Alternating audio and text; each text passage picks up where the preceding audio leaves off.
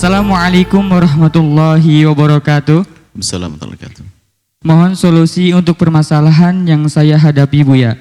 Saya bingung dengan kondisi rumah tangga saya. Meskipun tinggal satu atap dengan suami dan mertua, kami sering cekcok dan suami saya egois serta tidak menghargai saya. Keluarganya sering ikut campur dan saya selalu disalahkan. Saya merasa sendirian, terutama saat hamil dan melahirkan, tanpa dukungan dari suami. Dia jarang berkomunikasi dan tidak peduli pada anak. Baru-baru ini saya kenal pria lain yang lebih perhatian dan dewasa. Kami merasa cocok, tetapi saya khawatir tentang status saya.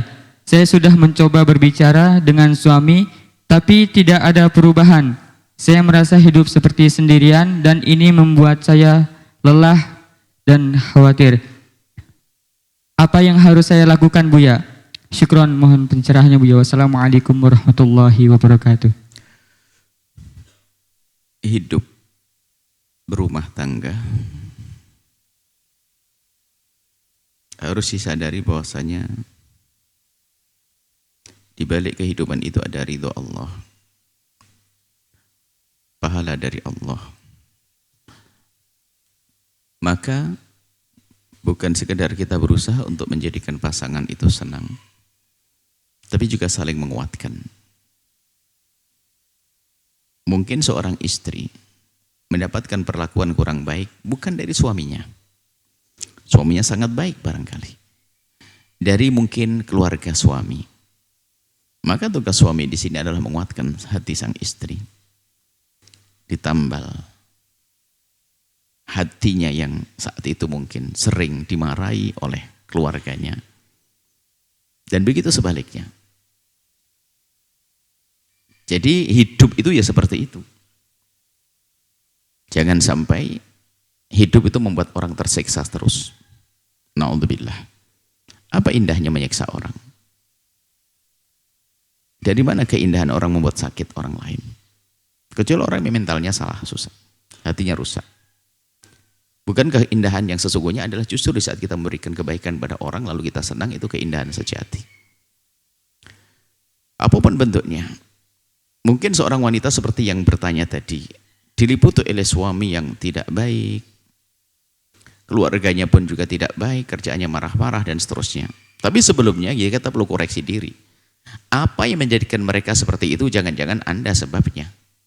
Mungkin Anda seorang menantu yang mohon maaf di rumah mertua habis makan piringnya dibiarkan begitu saja. Hari pertama, kedua mertua Anda diam saja. Hari ketiga mertua Anda kesel. Ini mantu apaan? Atau mungkin Anda seorang menantu yaitu mertuanya capek nyapu di dapur dan sebagainya, Anda hanya lewat-lewat begitu saja.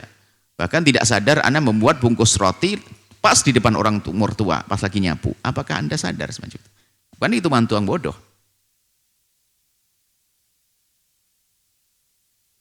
Mertua sibuk masak, ternyata apa? Menantunya hanya duduk-duduk saja. Guyon sama suaminya. Ya boleh guyon sama suami. Tapi kalau menjadikan ibunya, mertuanya seperti budak, dia hari pertama, kedua senang karena engkau adalah mantu. Tapi hari ketiga, keempat mungkin sudah mulai kesel. Kenapa? Ini mantu apaan? Setelah pulang, paluang kamu dengan suamimu pulang, tak taunya meninggalkan selimut, berantakan dan sebagainya. Mertua suruh ngerapikan. Nah kalau model perempuan begitu tiba-tiba mertuanya berubah, ya jangan disalahkan mertua. Wong mantu gak bener, mantu gak punya perasaan. Jadi kita perlu koreksi sih, jangan-jangan keadaan suami, keadaan mertua itu adalah Anda sebabnya. Ini karena Anda tidak duduk langsung dengan Buya. Kalau duduk kan Buya tanya satu-satu. Ini untuk semuanya pelajaran. Jadi kalau ada mertua tidak baik, ipar tidak baik, semua tidak baik, jangan gampang menyalahkan orang lain. Jangan-jangan Anda memang akhlaknya tidak baik di situ. Di kamar, tok, makan pun di kamar, keluar dari pintu langsung kelihatan piring kosong. Yang ngambil iparnya. Ya ini kan sakit. Masuk rumah sakit gila perempuan itu. Saya ajari, anak-anak kita ajari yang benar hidup itu. Nah, atau seorang menantu laki-laki ke rumah mertuanya, Masya Allah. Kayak bos gayanya. Tidur sampai jam berapa. Siang bangun-bangun langsung makan. Sama mertuanya jarang senyum dan sebagainya. Nyapa enggak dan sebagainya. Ini model apa hidup kayak begitu? Jadi dari yang bertanya tadi kami coba dulu, barangkali Anda yang membuat kesalahan. Oke. Anggap saja Anda wanita baik, sudah benar dan sebagainya. Suami Anda memojokkan Anda, keluarga memojokkan Anda. Anda menjadi sempit hati Anda, gelisah. Nah, yang harus Anda lakukan seharusnya menyelesaikan permasalahan ini. Dan siapapun yang punya permasalahan di rumah tangga, awas, hati-hati. Jangan sekali-kali berani mencoba cari kesenangan selain yang halal. Maka di saat Anda mencoba kenalan dengan laki-laki itu, maka sungguhnya umpan setan telah datang untuk Anda. Sehingga upaya untuk membenahi keluarga menjadi semakin jauh. Karena apa? Anda merasa, bahkan mungkin Anda lebih senang keluarga ini akan cepat dihancurkan, biar saya ganti ke laki-laki itu. Siapapun yang punya masalah keluarga di rumahnya, fokuslah menyelesaikan problem di rumahnya. Kalau ternyata permasalahan tidak bisa diselesaikan, Anda bisa pisah, baru Anda berpikir menikah lagi. Tapi jangan sampai dalam ikatan halal Anda melirik yang haram. Itu menjadikan usaha membenahi rumah tangga menjadi sekecil, karena dia merasa sudah nyaman, teleponan, video callan, apalagi alasannya apa? Hiburan. Di rumah suamiku tidak pernah suamiku kasar, suamiku ini, ya sudahlah, suami pergi, biarin deh. Yang penting aku hiburan, video callan sama orang. Ini muqaddimah zina. Bisa jadi setelah ketemu dengan laki-laki itu, zina nggak pakai muqaddimah lagi, karena muqaddimahnya sudah telepon. Anda jangan membuka hati Anda seperti itu. Itu menjadikan apa? Usaha Anda membenahi rumah tangga menjadi sempit, kecil. Ya, usaha Anda semakin kecil sehingga Anda pun menjadi, bisa saja Anda bagi gara-gara biar cepat dicerai. Dan harus tahu bahwasanya laki-laki seperti itu, kalau mengerti, Anda punya suami kok laki-laki itu masih mau, berarti jahatnya double dia. Wong Anda sudah punya suami kok masih mau dengan Anda. Jadi apa yang harus Anda lakukan? Selesaikan di rumah tangga Anda dulu. Damai yang sesungguhnya, atau kalau ternyata Anda bisa damai dan Anda tidak kuat karena memang dolim betul, Anda pisah. Setelah Anda berpisah, Anda berpikir tentang pintu halal yang baru lagi. Tapi kalau Anda masih dengan keluarga semacam itu, lalu Anda coba komunikasi, Anda punya double kesalahan. Di samping Anda tidak ingin menyelesaikan permasalahan dengan benar karena Anda merasa nyaman dengan dosa-dosa ini, naudzubillah, bisa saja kepleset setelah itu. Karena apa? Semakin pahit yang di rumah, seolah semakin manis di luar rumah. Sehingga Anda menerima telepon saja sudah gemeteran dari dia. Jujur kan? Anda yang bertanya, Anda menerima WA dari dia sudah gemeteran. Kenapa? Setan sudah bersama Anda. Anjuran kami, selesaikan rumah tangga. Kalau memang tidak benar keluarga Anda, selesai. Bukankah ada jalan perceraian? Setelah itu Anda bisa menikah dengan laki-laki yang Anda pilih, laki-laki yang baik. Tapi jangan merendahkan diri Anda dengan keharaman. Komunikasi sebelum halal, hati-hati. Yang bicara hanya setan. Bisa saja laki-laki itu baik karena memang dia pandai merayu. Bisa jadi WhatsApp yang dikirim kepada Anda, itulah dikirim kepada 10 perempuan. Karena kalau sudah orang itu pengkhianat, ya pengkhianat. Anda jangan mudah percaya. Untuk mengetahui kebaikan seseorang tidak hanya serta-merta dari WhatsApp, dari komunikasi, akan tapi dari rekomendasi orang soleh. Orang baik berkata dia baik, insya Allah baik. Seperti itu. Maksud kami apa? Selesaikan dulu urusan rumah tangga Anda. Pilihannya hanya dua, berdamai dengan keluarga dengan baik dan benar. Jika ternyata sudah tidak bisa dan Anda tidak kuat, ada cara berpisah. Baru setelah itu Anda berpikir tentang laki-laki ini. Makanya jangan sampai laki-laki tadi Anda bahas lagi. Tutup telepon mulai hari ini. Haram Anda berurusan dengan laki-laki itu. Sekarang berisi rumah tangga Anda. Kalau memang tidak bisa, Anda bisa mencari laki-laki yang lain. Yang benar. Setelah itu, setelah selesai urusan Anda. Setelah cerai masa iddah. Kenapa? Tidak boleh seperti itu. Dan ini bahaya sekali. Ada sebagian orang, ada seorang perempuan bertanya, aku dengan suamiku gimana ya kalau aku punya suami tapi aku hiburannya cari orang lain, hanya telepon-teleponan saja, hanya melalui video callan saja. Muqaddimahnya video callan itu nanti terbius, tiba-tiba bisa masuk kehinaan, zina tanpa dirasa. Karena apa? Sudah terbiasa. Dan ini kejadian semacam itu. Bukan suaminya tidak memberi nafkah, bukan suami tidak memberi, tidak. Karena memang busuk. Dia sudah dipengaruhi oleh pikiran-pikiran kotor. Imannya yang tidak ada. Imannya yang keropos. Jadi tolong adik yang solehah tadi, selesaikan rumah tanggamu. Ini adalah banyak mirip-mirip semacam ini. Gara-gara problem punya masalah di rumahnya. Yang punya masalah saja nggak boleh, apalagi tidak punya masalah. Naudzubillah. Hanya iseng. Awas, jangan iseng. Merasuk hati. Yang punya masalah saja jangan. Yang punya masalah cari hiburan di luar. Nggak boleh. Itu menjadikan apa? Untuk mempertahankan, memperindah di rumah menjadi malas. Kenapa? Pun dia sudah senang-senang di luar kok. Akhirnya bisa naudzubillah zina. Muqaddimah zina.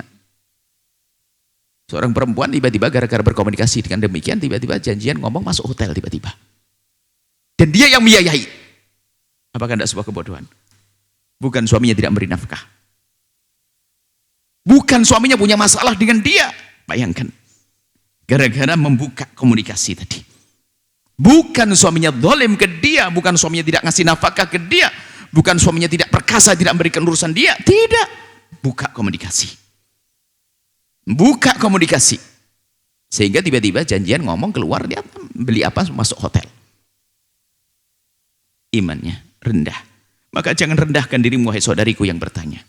Selesaikan urusan keluargamu. Jika ternyata tidak bisa dan tidak bisa, ada jalan berpisah. Urusan anak Allah akan merawat nanti. Tapi kalau melakukan dosa, tidak. Muqaddimah jangan dianggap sepele. Kan hanya komunikasi. Memang ada hari ini orang zina langsung tutup poin kayak ayam begitu, ketemu langsung begitu. Nggak ada, mesti ada obrolan dulu, komunikasi dulu, mendekat. Itu. Anda sudah masuk pintunya. Sampai Anda sifati dia lebih bertanggung jawab, lebih nyaman, lebih ini. Itu bahaya sekali ya. Sengaja kami perpanjang jawaban ini karena banyak kasus-kasus serupa. Kalau punya masalah di rumah, bukan Anda mencari hiburan yang haram seperti itu. Tidak. KTW yang halal, iya mungkin hadir pengajian, minta izin untuk menghilangkan itu boleh. Tapi kalau yang haram itu justru menjadikan ruwet di rumahnya nanti. Kenapa? Semakin pahit keadaannya di rumah. Karena diperbandingkan, laki-laki ini lebih lembut, lebih dewasa, lebih ngerti. Akhirnya suaminya lebih terpuruk. Sehingga mau membuat perdamaian susah. Itu bahaya. Takutlah kepada Allah, ya Allah. Saudariku tercinta, insya Allah rumah tanggamu indah. Bahagia ya. Yang terang-terangan dengan suami, kalau ternyata sudah tidak bisa dan tidak bisa karena keras kepalanya mereka, itu lain cerita. Kan ada jalan untuk bisa. Tapi pisah yang benar, bukan dengan permusuhan, dengan dendam. Ini saja, wallah alam bisawab. Syukran jazilan Buya atas jawabannya. Baik, telah masuk satu penelpon, mari kita sapa terlebih dahulu ya. Assalamualaikum. Waalaikumsalam. Mari kita bersalawat terlebih dahulu. Ya. Salawatnya, Bapak. So, gimana sih, Bapak? Allahumma sholli ala sayyidina Muhammad wa ala alihi. Bersolawat dulu Bapak. Yang soleh. Allahumma sholli ala sayyidina Muhammad wa ala ali sayyidina Muhammad. Baik, dengan siapa dan dari mana Bapak? Dengan Pak Cece dari Subang. Silakan bisa bertanya kepada guru kita tercinta Buya Yahya. Baik, terima kasih. Assalamualaikum warahmatullahi wabarakatuh. Waalaikumsalam warahmatullahi wabarakatuh. Mohon izin bertanya, Buya. Yang pertama, apa itu pengertian hakikat dalam manusia? Terus pertanyaan yang kedua, kita kan sebagai manusia itu akan kekal di akhirat. Nah, apakah kekekalan itu akan sama dengan Allah Subhanahu wa taala? Terima kasih. Sekian, assalamualaikum warahmatullahi wabarakatuh. Hakikat itu istilah. Hakikatnya sayang itu apa sih? Ya itu. Hakikatnya cinta, hakikatnya manusia, hakikat. Itu bahasa lain mungkin ya sesungguhnya gitu loh. Hakikat itu sesungguhnya apa sih manusia itu? Di saat menjelaskan sesungguhnya manusia dilihat dari sisi apa? Anatomi mengatakan sesungguhnya manusia adalah yaitu ada daging, ada darah, ada gitu begitu. Ini gitu. Tapi kalau dalam titian dari sisi agama, sisi keimanan, hakikat manusia adalah makhluk Allah yang harus mengabdikan diri karena Allah menciptakannya untuk mengabdikan diri kepada Allah. Wa ma khalaqtul jinna wal insa liya'budun. Maka hidup kita mengabdikan diri kepada Allah dengan apa? Dengan apapun yang Allah mudahkan kepada kita. Yang punya harta dengan hartanya, yang punya tahta dengan tahtanya. Menjadikan bahwasanya apa yang Allah liputkan kepadanya, Allah berikan badannya, yang meliputinya dijadikan untuk menuju Allah. Baru dia menjadi hakikat manusia sejati. Manusia adalah seorang hamba. Sehingga dikatakan semakin dia menyadari dirinya sebagai seorang hamba, semakin melambung pangkatnya. Semakin menghambakan diri di hadapan Allah, semakin melambung.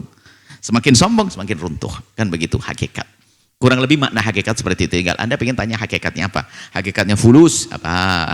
Hakikatnya ini apa? Kan begitu. Kalau hakikat manusia, wa ma khalaqtul jinna wal insa illa liya'budun.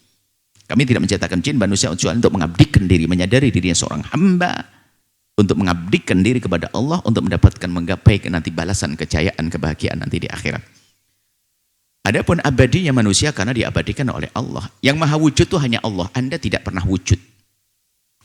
Anda tidak pernah ada pada hakikatnya. Kecuali setelah Allah menjadikan Anda ada. Jadi adanya kita karena diadakan oleh Allah. Maka nanti abadinya kita diabadikan oleh Allah. Abadinya Allah dzati dari dzatnya Allah sendiri. Akan tapi abadi kita karena diabadikan oleh Allah. Berbeda. Cuman kita punya keabadian karena diabadikan oleh Allah. Dan kita punya kehidupan karena diberi kehidupan oleh Allah. Yang maha hidup hanya Allah. Lalu gimana kita hidup? Allah memberikan pada kita kehidupan, lalu kita hidup. Jadi keabadian manusia nanti di sorga adalah karena diabadikan oleh Allah. Ahli sorga diabadikan. Bukan abadi dari zat kita sendiri. Kalau zat kita sebagai makhluk akan menemui kebinasaan, kehancuran. Tapi jika diabadikan oleh zat yang maha abadi, maka akan menjadi abadi karena yang mengabadikan adalah zat yang maha abadi dan maha kuasa. Seperti itu. Semoga Allah menguatkan iman kita. Insya Allah Anda dan semuanya, para pemirsa, pendengar, menemukan keabadian, keindahan di surga nanti. Allah alam bisawab. Syukran jazilan Buya atas jawabannya. Baik, selanjutnya kami akan memberikan kesempatan kepada hadirin jamaah yang ingin bertanya langsung kepada guru kita tercinta Buya Yahya. Dengan satu orang satu pertanyaan diawali dengan salam dan salawat. Kami mulai dari jamaah laki-laki terlebih dahulu, kami persilahkan. Bismillahirrahmanirrahim. Assalamualaikum warahmatullahi wabarakatuh. Assalamualaikum. Semoga Buya dan keluarga selalu dalam lindungan Allah Subhanahu wa taala dan diberikan berkah kesehatan dan dimudahkan dalam berdakwahnya. Semoga juga para santri bisa istiqomah dalam menuntut ilmu. Mohon izin Buya bertanya. Ini terkait dengan pemahaman rasa di dalam Quran disebutkan bahwa kita untuk takut kepada Allah. Nah, seyogianya ini takut itu apakah hanya cukup takut akan azabnya atau ada pemahaman lain Buya supaya kita itu bisa lebih mendekatkan diri kepada Allah. Sejatinya saya belum bisa memahami kalau kita takut tapi kita mau dekat. Ini sepertinya saya belum bisa memahami seperti itu Buya. Mungkin bisa diberikan pencerahan Buya terkait ini. Wassalamualaikum warahmatullahi wabarakatuh. Terima kasih Buya.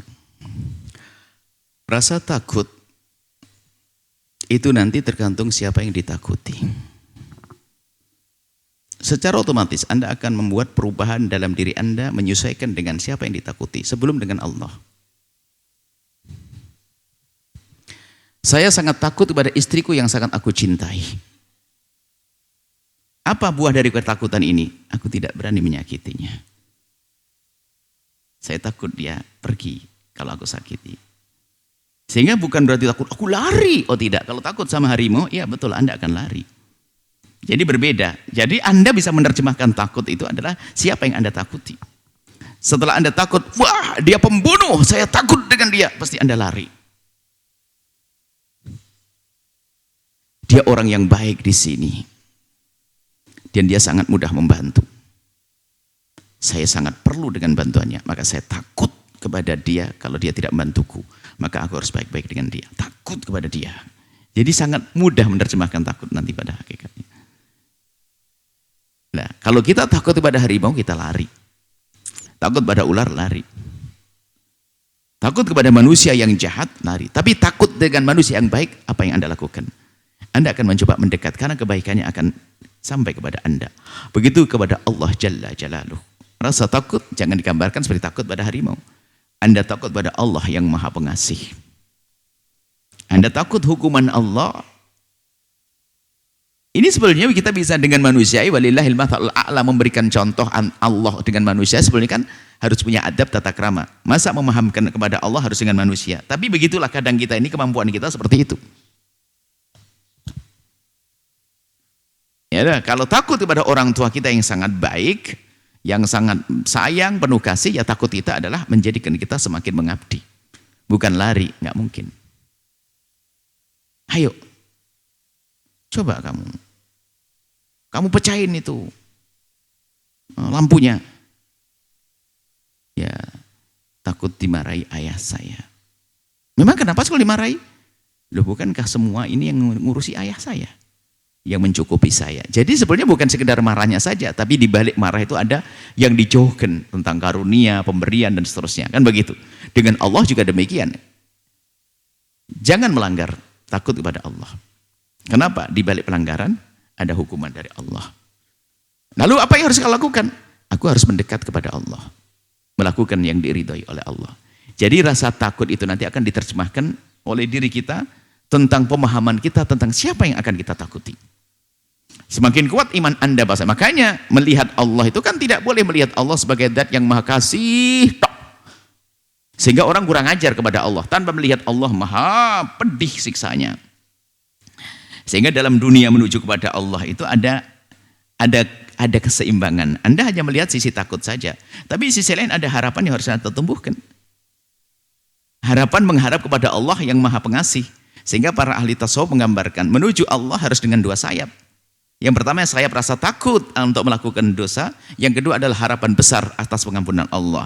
Dengan dua sayap ini kita akan mengepakkan sayap kita menuju kepada Allah dengan cepat. Ada rasa takut diimbangi rasa harap. Harap cemas. Harap dan takut. Orang kalau mau takut tok putus asa. Takut kepada Allah putus asa. Aduh banyak dosa. Aduh neraka. Banyak dosa. Ditumpangi harapan. Allah maha pengampun. Segera bergegas menuju pengampunan Allah subhanahu wa ta'ala. Sehingga digambarkan menuju pada Allah adalah dengan dua sayap. Sayap khauf, sayap roja. Rasa takut kepada Allah untuk melanggar Allah. Harapan kepada Allah yang penuh kasih dan maha pengampun. Meluncur. Itulah. Wallah alam bissawab. Syukran jazilan Buya atas jawabannya. Baik, selanjutnya kami memberikan kesempatan kepada hadirin jemaah wanita yang ingin bertanya langsung kepada guru kita tercinta Buya Yahya dengan satu pertanyaan diawali dengan salam dan salawat. Kami persilahkan. Assalamualaikum warahmatullahi wabarakatuh. Assalamualaikum.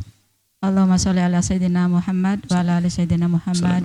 Buya saya hormati, semoga selalu dalam keadaan sehat walafiat, dalam keberkahan dan ketaatan dan dimudahkan segala urusannya baik di dunia maupun di akhirat.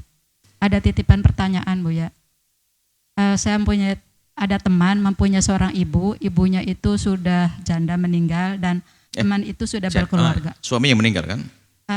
Bukan meninggal, ibu. Ibunya meninggal?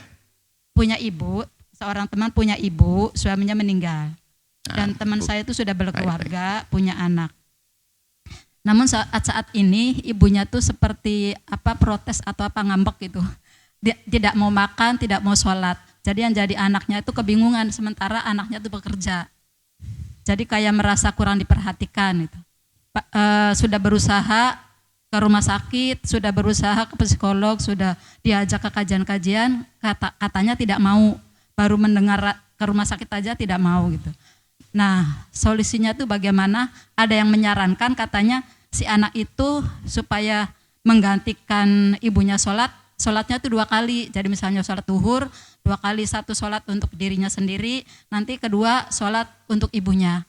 Apakah begitu solusinya atau mohon pencerahannya Pak Buya? Sekian saja. Wassalamualaikum warahmatullahi wabarakatuh. Assalamualaikum. Buya jawab yang pertama, nggak ada sholat digantikan, itu bahaya nanti. Nanti orang kaya bayari orang suruh bayarin ganti sholatnya nanti. Nggak ada itu. Jangan pakai bahasa itu. Orang mau nggak sholat diganti sama temennya, saudara, anak. Nggak ada itu semuanya. Nanti punya anak 15 nak gantian ya, abah nggak mau sholat deh, kamu aja deh gantian sholat saya. Bahaya itu. Nggak ada itu semuanya. Dari mana pemikiran itu, pemahaman itu? Nggak ada. Nah, orang tidak sholat dia punya urusan dengan Allah. Tinggal ditinjau kenapa dia tidak sholat. Apakah mungkin dia memang sudah fasik atau mungkin ada masalah psikologi dan yang lain sebagainya, atau masalah mental, dianggap seperti gila dan sebagainya, kita lihat. Kalau diganti enggak. Bahkan setelah meninggal dunia punya utang sholat pun di dalam madhab kita paling ukukuh kan enggak pakai dikodok, enggak pakai di fidyah kok, enggak bayar apa-apa. Pendapat kedua dibayarkan fidyah setiap satu sholat 1 mud 6,7 on. Pendapat yang ketiga adalah dikodok. Ada 3 pilihan. Masih hidup? No, enggak ada. Masih hidup diganti yang lainnya, enggak ada perbedaan sama sekali. Masih hidup diganti oleh saudaranya, gimana? Enggak ada. Jadi kalau ada orang tidak sholat, ya diingatkan, terus diingatkan. Tentunya bermacam-macam upaya. Jika permasalahannya protes karena kurang diperhatikan, bisa jadi itu betul-betul memang kurang diperhatikan.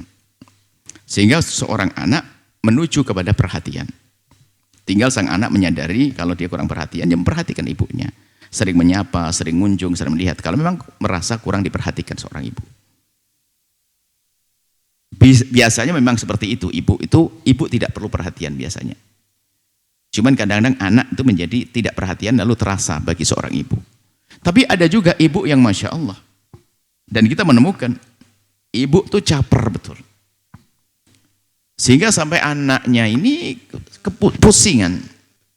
Sampai keluar masuk rumah sakit. Dia senang, pokoknya pengen manja. Memang caranya salah, enggak tahu ibu seperti apa, seperti itu. Jadi memang dia tampak pura-pura sakit dan sebagainya, masuk rumah sakit opnam. Sampai keluarganya bingung, sampai dokter ngomong, dia tidak sakit. Memang gayanya seperti itu. Jangan Anda menjadi ibu semacam itu. Bahkan rata-rata seorang ibu itu lihat tidak mau mengganggu anaknya. Tidak mau, bahkan diberi oleh anaknya pun kadang tidak mau. Tapi seorang anak, Anda punya kewajiban untuk peduli pada ibundamu, menghormati ibundamu, menyayangi ibundamu, mencukupi ibundamu, itu kewajiban. Cuman di sisi seorang ibu itu rata-rata ibu yang normal itu adalah begitu berat mengambil sesuatu dari anaknya. Karena harapannya pengen anakku baik-baik saja deh. Apalagi sampai manja yang salah begitu. Sampai ada ini masuk rumah sakit bolak-balik. Sampai dokter mengatakan dia tidak sakit. Maka kami sampaikan pada anak tersebut bahwasanya sabar. Memang itu nasib ibumu harus seperti itu. Kamu yang sabar. Tapi kan buang-buang duit. Tapi ya sudahlah, duit kamu punya duit. Untungnya anaknya baik, soleh betul. Tetap menyayang ibundanya. Tapi itu bahaya, ibu semacam itu bisa menjadi anaknya durhaka pada akhirnya. Kenapa? Dia melakukan sesuatu yang tidak seharusnya dilakukan oleh seorang ibu. Nyiksa anak. Tapi anaknya yang kami sebut tadi baik-baik dia. Tetap sabar. Dia ngerti kata dokter dia nggak sakit. Memang mau rumah sakit opnam berapa hari pulang. Itu caper. Tapi caper yang salah. Nah bisa jadi ini ibu yang jenis ini. Apapun bentuknya kalau ibundamu orang yang caper, tetap Anda sebagai seorang anak harus perhatikan beliau. Tidak boleh dengan marah. Bisa jadi capernya caper benar karena Anda sebagai seorang anak memang kurang peduli. Tidak pernah telepon, tidak pernah ini dan sebagainya. Bisa jadi itu semuanya. Makanya kami kembalikan kepada Anda sendiri. Apakah Anda memang orang yang cuek kepada ibunda Anda sehingga ibunda Anda merasa seperti itu? Atau Anda sudah baik atau memang karena Anda sudah baik, sudah perhatian, cuman memang ibu Anda caper? Yang salah kita tidak tahu. Apapun bentuknya wahai anak yang bertanya atau wahai ibu, sampaikan pada anaknya bahwasanya apapun bentuknya seorang ibu adalah ibu. Kalaupun dia hanya caper, ya lumayan. Tambah kerjaan bagi saya untuk mendapatkan surga lebih tinggi lagi. Tidak usah melayani ibunda dengan marah. Kalau ibundanya caper, minta dilihat, minta ditelepon, dia ditelepon gitu saja. Kenapa? Kenapa sih kamu dapat telepon? Iya Umi, nanti telepon Mi. Kenapa kamu tidak ke sini? Iya Umi, saya ke sana. Selesai. Dengan lapang. Ingat, semua anak jika menghadapi ibunya yang bermasalah, kok dia tetap lapang hati, maka ketahuilah dia adalah ahli surga yang berjalan di atas bumi. Akan berkah hidupnya. Beruntung kalau Anda punya suami seperti itu. Anda punya suami kok ibunya Masya Allah, tapi suami Anda kok lapang, Anda harus mendukung. Hebat suamiku ini, membawa berkah dalam hidupku. Atau Anda punya seorang istri yang ibunya Masya Allah menggoda, ternyata istri Anda lapang, maka istimewa istri Anda. Ingat, sebetulnya untuk mengukur kebahagiaan kita di masa yang akan datang, lihat urusanmu dengan orang tuamu seperti apa. Kalau orang tuamu baik kepadamu, engkau baik, itu mah biasa saja. Tapi ada bapak ibunya baik, tapi anaknya kurang ajar, waduh neraka telah diambil dengan cepat. Tapi yang hebat lagi adalah ibu bapaknya tidak baik. Tapi subhanallah anak ini tidak berubah sama sekali. Tetap dengan senyum, tetap melayani dengan penuh. Didukung sama suami yang luar biasa. Termasuk yang kami ceritakan tadi, itu ayah suaminya baik, istri yang dukung luar biasa. Hebat, itu ahli surga semuanya. Dia melihat keadaan ibunya yang caper salah itu tidak pernah berubah. Allah. Sampai kagum, hebat kau ini. Doain saya kalau gitu. Ini orang istimewa. Maka dari itu, sampaikan kepada anak tersebut, meningkatkan perhatian kepada ibundanya. Adapun masalah tidak sholatnya, dinasihati terus ya. Betul, psikolog, harus mau ke psikolog. Harus dibimbing. Tapi bisa jadi ke psikolognya adalah karena dia caper dengan anaknya.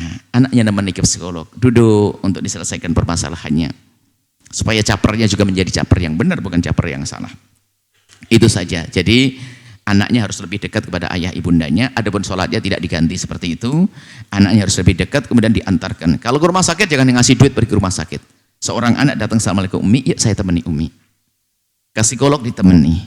Subhanallah. Mau atau tidak mau bukan urusan anak. Yang jelas seorang anak mengusahakan semaksimal mungkin.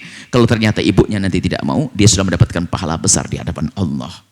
Yang menjadi masalah kalau seorang anak cuek kepada ibunya yang bermasalah. Apalagi ibunya tidak sholat, dia cuek saja. Jangan-jangan dia masuk neraka dulu. Kita harus sedih dengan ibu yang tidak sholat seperti itu. Sedih, berusaha semaksimal mungkin menjadikan ibunya ahli sholat. Kalaupun belum berhasil, yang penting sudah berusaha, sudah gugur kewajiban di hadapan Allah Subhanahu wa taala. Ini saja. Wallahu a'lam bishawab.